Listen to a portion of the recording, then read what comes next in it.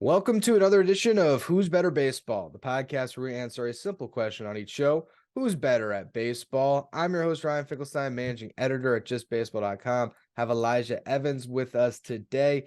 And speaking of who's better, we're going to talk about who has the better future. Two of the most exciting teams in baseball, and particularly in the National League, the Cincinnati Reds and the Arizona Diamondbacks. The D-backs have been holding it down in the NL West atop the division for most of the season.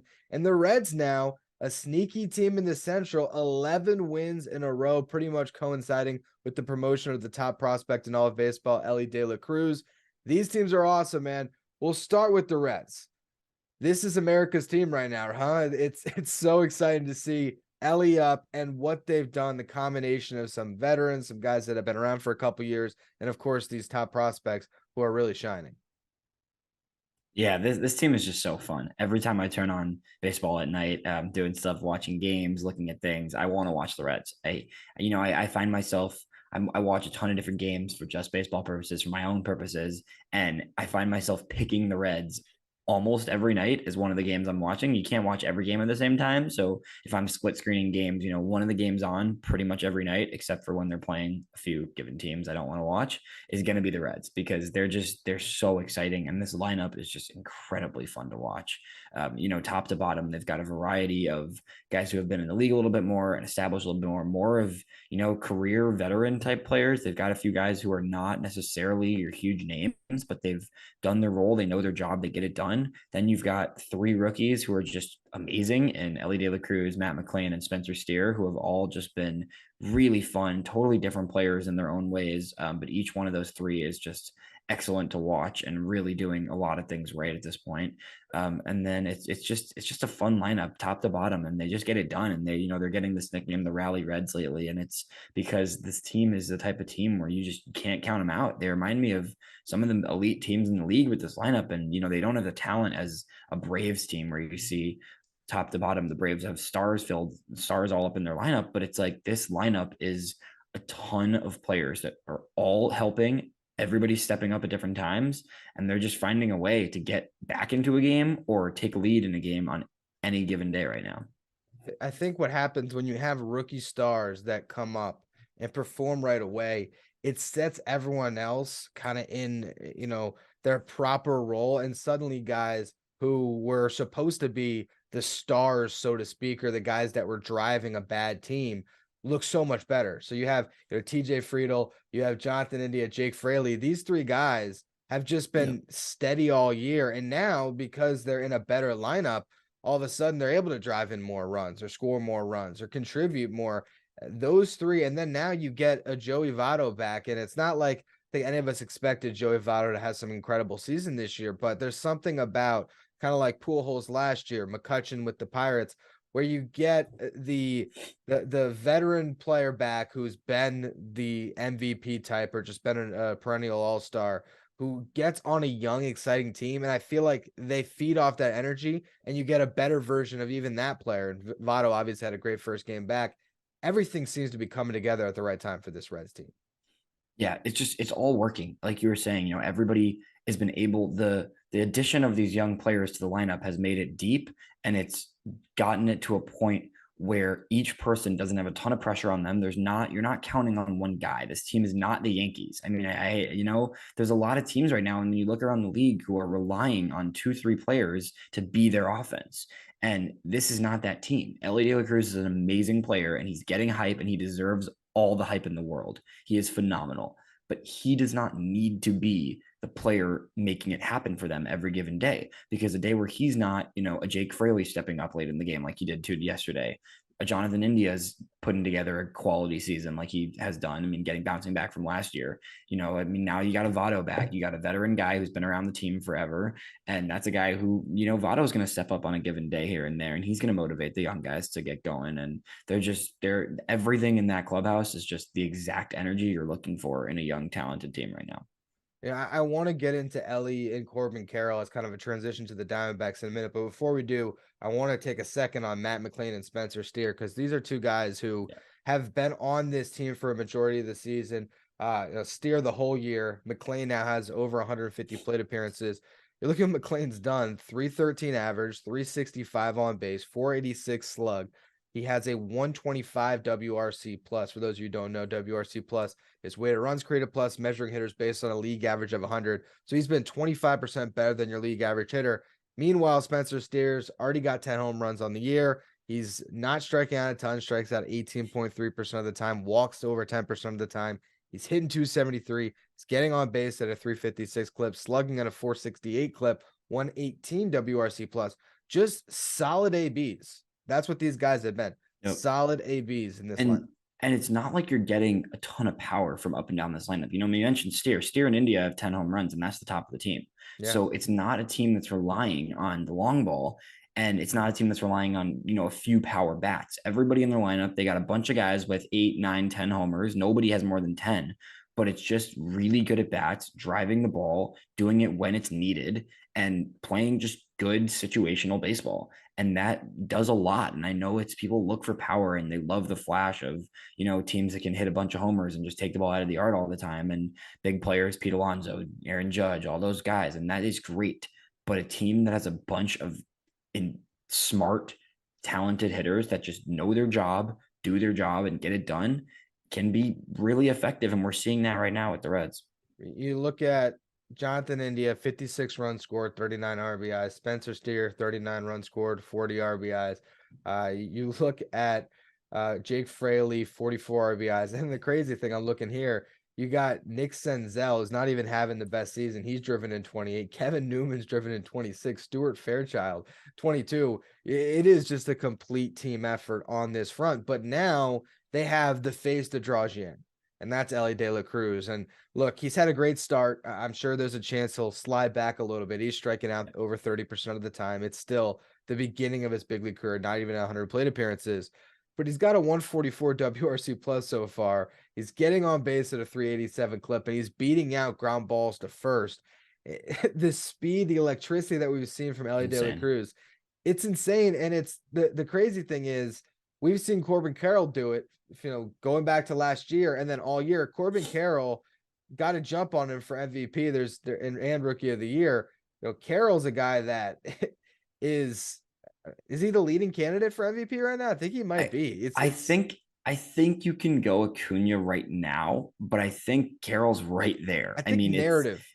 Yeah, based. yeah, you're not wrong. I mean, he is doing ridiculous things, and you look at the rest of the Diamondbacks, and we're going to get into them later, but they have a lot of guys who have been good. Nobody has been Corbin Carroll.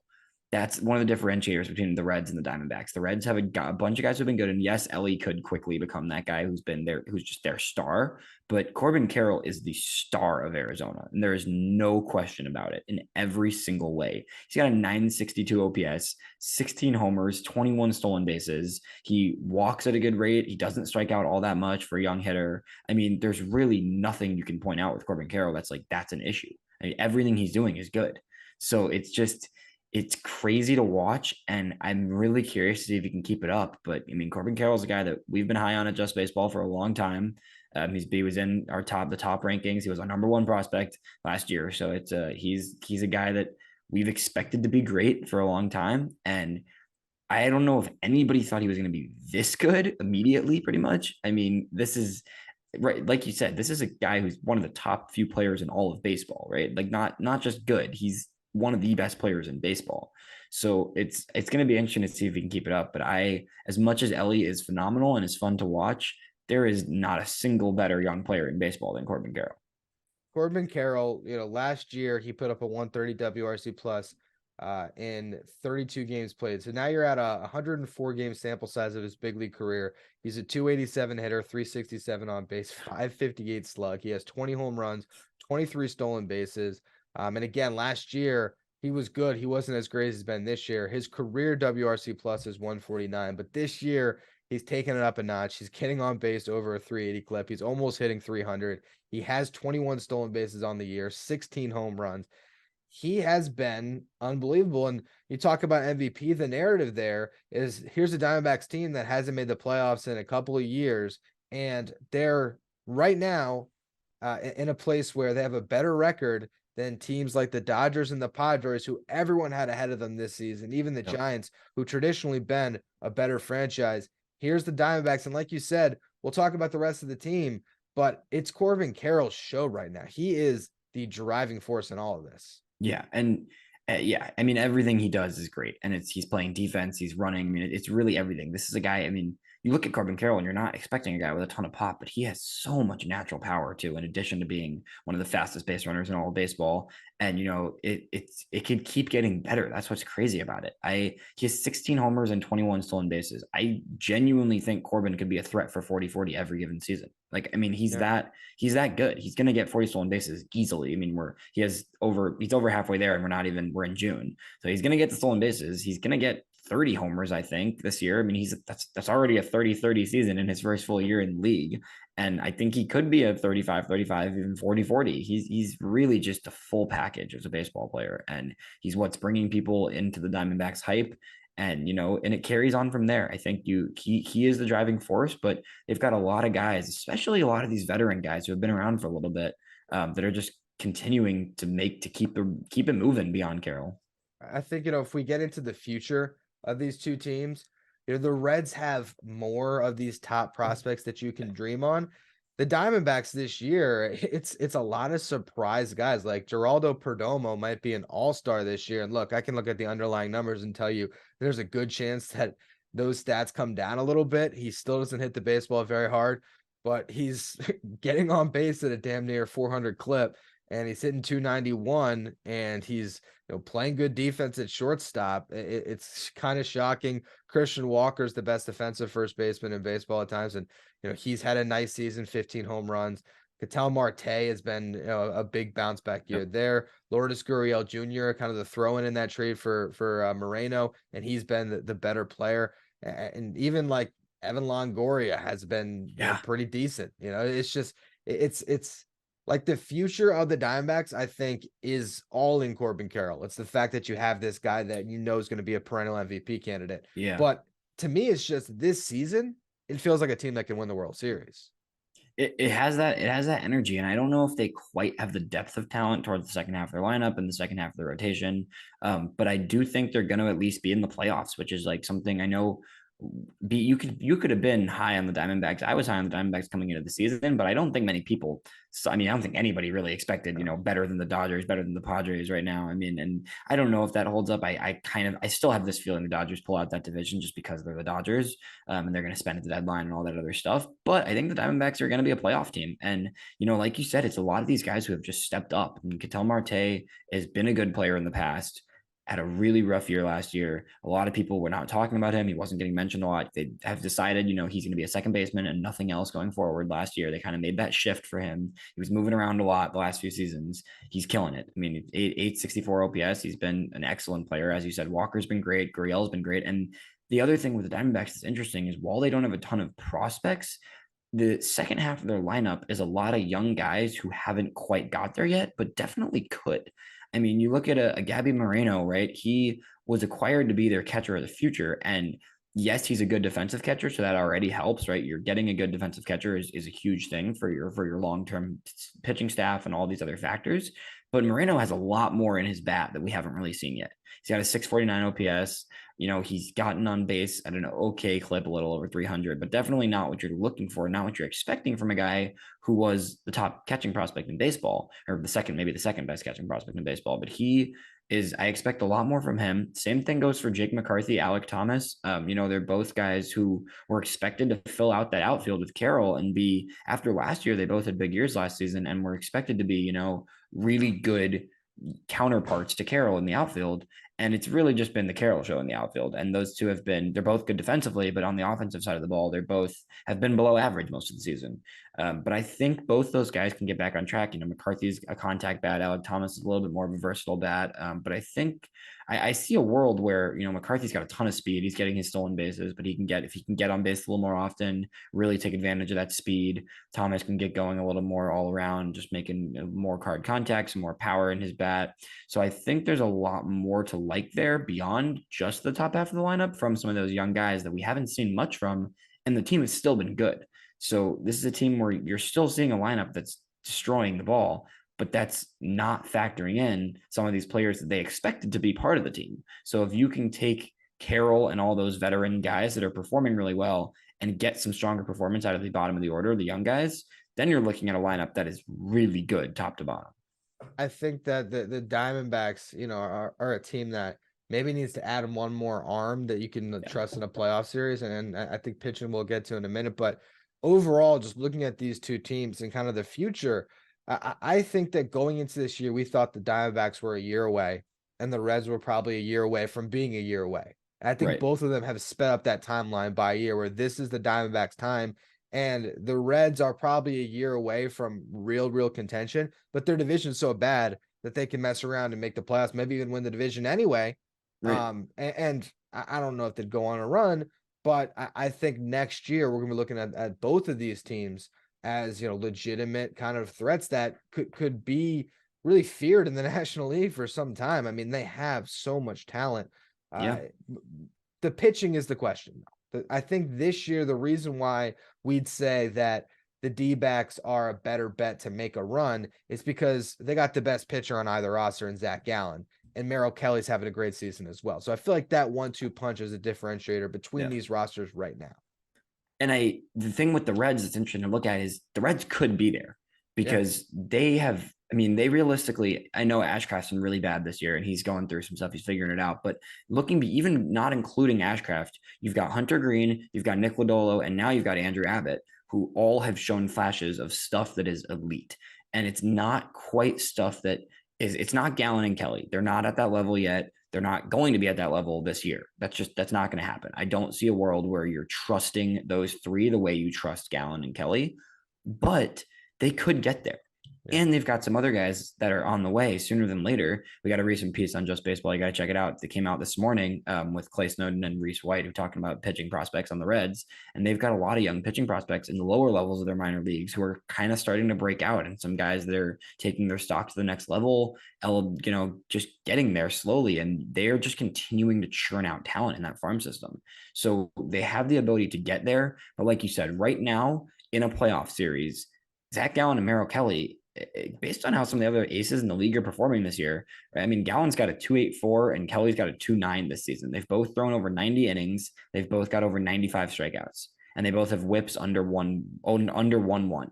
So there's not many 1-2 duos that's better in a playoff series right now. I mean, purely looking at this season, there's not another team, I don't think, that has that level of two guys in the first two games of a series. So beyond that, the Diamondbacks rotation is scary.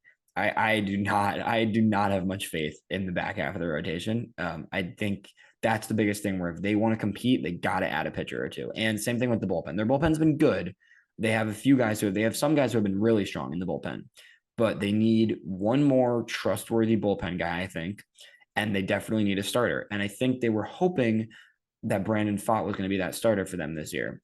He was coming after last year. He looked like he was almost ready. They called him up after a month. Once they got rid of Mad Bum, they gave him 1 or 2 starts to get ready for schedule. They called him up. He had an 8.37 ERA in his first 5 pro starts. That does not mean Brandon Pfaadt's bad. I think he's still a guy that I am really high on. I think he's going to be really good. He needs to adjust his arsenal. He's too reliant on his fastball, and that was very apparent when he came up to the league. But he's working through it. I don't know if that means he's a big factor this year, but I think there's still a really good chance that he can be a solid back half of the rotation guy to help complement Kelly and Gallen going forward. I think, when we look at this season, the Reds are a team that technically could buy, but probably shouldn't. They should just kind of hold pat, ride this thing out. They got the closer in Alexis Diaz. They have the young starters that could get hot in the second half, and a playoff series could surprise us. The D-backs are a team where I say, go get that third starter. Now, whether that's, pushing the chips in for a Shane Bieber and getting some control, whether that's pushing, some chips and getting a rental like a Marcus Stroman or, an Erod who has the opt-out, I think they got to add a starter to be a real legitimate World Series threat, especially just to know that you have, 3 guys that you can count on at least. Right. The Reds, though, if we're looking at the future, I think they just ride this wave, have fun this season, and moving forward, if we're looking at who has a brighter future, is it the Reds? Because you mentioned that article that Clay and Reese wrote.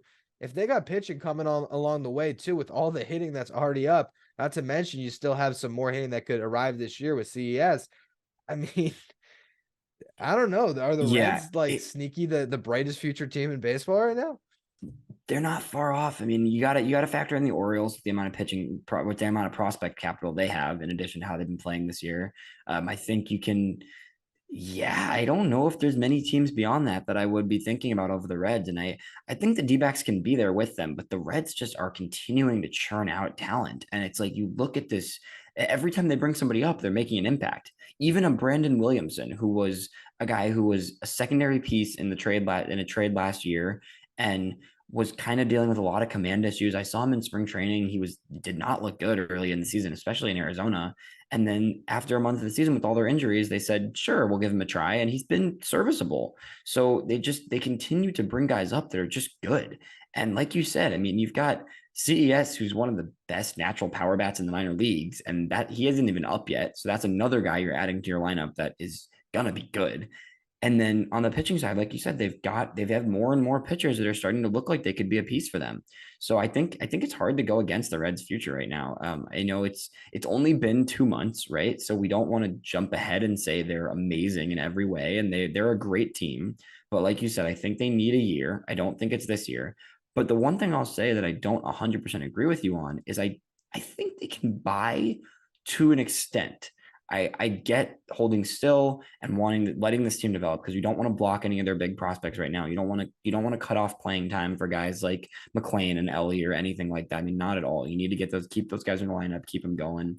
But I think the Reds could be a team we see buy young assets and controllable assets. I don't think they're a team that should be putting a lot of prospect capital into a guy who's a free agent at the end of the year.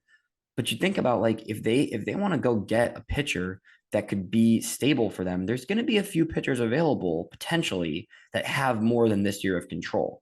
So for the Reds, or pitchers that would be willing to sign an extension with the Reds, I mean, I could see a world where they acquire, an Erod, and they either keep him, get him, convince him to stay on his contract, or sign him to a new deal. It's a risky game. I don't think it's going to, like you said, I don't think they buy a ton. I don't think there's a reason to buy a ton given their current status, but I wouldn't hate them adding a starter that could be controllable one way or another. Now they have two of their best prospects right now have come from the Luis Castillo trade. But in retrospect, if you could have Luis Castillo back and have him on a 5-year, $108 million contract, I don't know. Maybe they should have held Yeah. on there, but I guess you never really know when your window is gonna kind of shorten the way They it didn't has. expect to be competing this year. They didn't really. I mean, they were planning for building their prospect capital, which they did a good job of, Which was but smart. it is pretty crazy that they could have Luis Castillo with this exact same current lineup pretty much. Yep, that they Yeah. could. But here's the thing: it is June 22nd as we record today. The Cincinnati Reds are at 40-35 atop the NL Central. The Diamondbacks are at 45-30 atop the NL West. And nobody, no matter what they might tell you now, Yeah. nobody on this planet thought that was going to happen. So it's already been a success, and these teams are teams to watch moving forward. That was today's edition of Who's Better Baseball. Thank you all for tuning in. Make sure you follow, rate, and review wherever you get your podcast. Subscribe on YouTube and check out all the great written content we have coming your way at justbaseball.com.